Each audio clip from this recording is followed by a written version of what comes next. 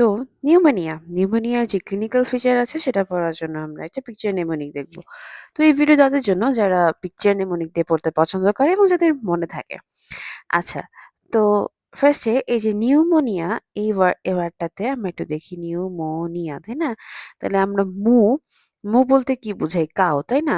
তাহলে একটা সুন্দর কাউয়ের স্টোরি আমরা এখান থেকে দেখে নিব এবং সাথে সাথে ক্লিনিক্যাল ফিচার গুলো জেনে নিব নিউমোনিয়ার। তাহলে মু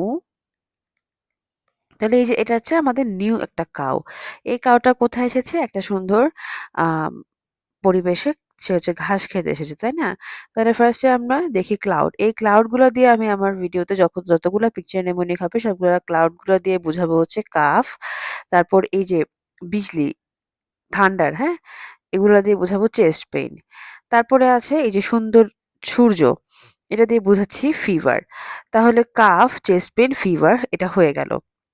এভাবে পড়লে আর কি আমাদের একটা পয়েন্টও মিস যাবে না।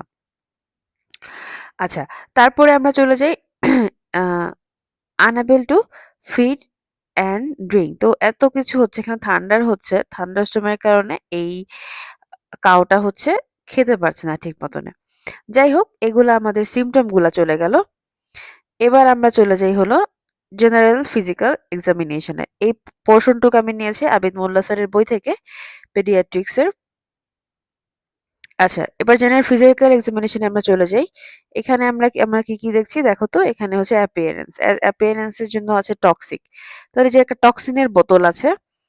তারপরে আছে হচ্ছে গিয়ে এখানে হচ্ছে সায়ানোসিস। দেখো ব্লু কালারের দিয়ে দিয়েছি এর নাকটা, তাহলে এটাকে সায়ানোসিস। নাক মুখ আর কি। যাই হোক, তারপরে যে নস্ট্রিল গুলো অনেক বড় করে দিয়েছি যাতে ফ্লেয়ারিং অফ দ্য নেজাল অ্যালি বোঝা যায়। তারপর গ্রান্টিং, এখানে একটা শব্দ হচ্ছে, এখান থেকে যেহেতু বাতাস যখন বের হয় এত বড় নস্ট্রিল দিয়ে একটা শব্দ হবে, তখন আমরা ওই শব্দের সাথে আর কি ইয়া করে গ্রান্টিং ওয়ার্ডটা মনে রাখবো। গ্রান্টিং হচ্ছে। তারপর হেড নোডিং, এখানে মাথায় দেখো সুন্দর করে স্টাইল আছে, তো এটাকে আমরা হেড নোডিং, এখান থেকে হেড নোডিং মনে রাখতে পারি। তারপরে আবার এখানে দেখো এর গলার মধ্যে বাঁধা আছে একটা টেম্পারেচার মাপার জন্য থার্মোমিটার, সেখান থেকে মনে রাখতে পারি যে তার টেম্পারেচার বেড়ে গেছে।